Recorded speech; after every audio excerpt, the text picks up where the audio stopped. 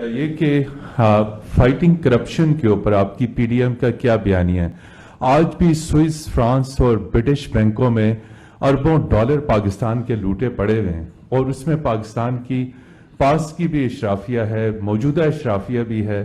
تو کوئی ایسا ماضی میں اس طرح کئی پروپوزل زیر غور آئی کہ سوئس، برٹش، فرینچ اور امریکن بینکوں سے اگر یہ 5% بھی ڈالرز واپس آ جائیں تو آپ کو آئی ایم ایف کے پیسے کی ضرورت نہیں پڑے گی. دوسرا، آپ نے فارن آفس کے اوپر بہت بڑا کٹ لگایا ہے.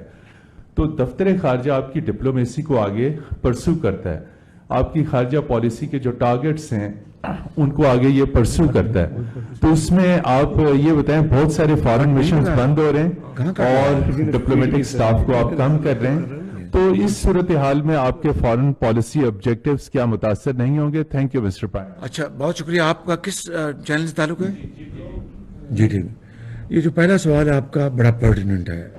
ویسے تو سارے یہ جو آپ نے بتایا کہ سوئس بینک میں اور دوسرے بینکوں میں اسی طرح کی بات ماضی میں ایک شخص کیا کرتا تھا اور دن رات کہا کرتا تھا، اور کہ جناب 300 ارب ڈالر باہر پاکستان کے جمع ہیں اور میں ان کو 90 دن میں لے کے آؤں گا، اور یہ چور اور ڈاکو میں یہ کا محاسبہ کروں گا.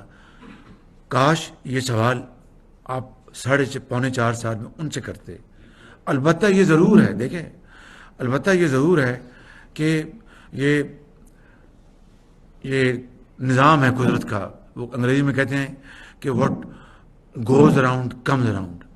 اب وہ جو ووٹن کرکٹ کلب میں ایک رفائی ادارے کے لیے پیسہ جمع کیا گیا تھا، وہ انہوں نے اپنی جیبوں میں ڈال لیا. دیکھیے کہ جو شخص یہ باتیں دن رات کرتا تھا ایک ناخدا بن کے کہ میں 300 ارب ڈالر لے کے آؤں گا اور 90 دن میں لے کے آؤں گا، کرپشن ختم کر دوں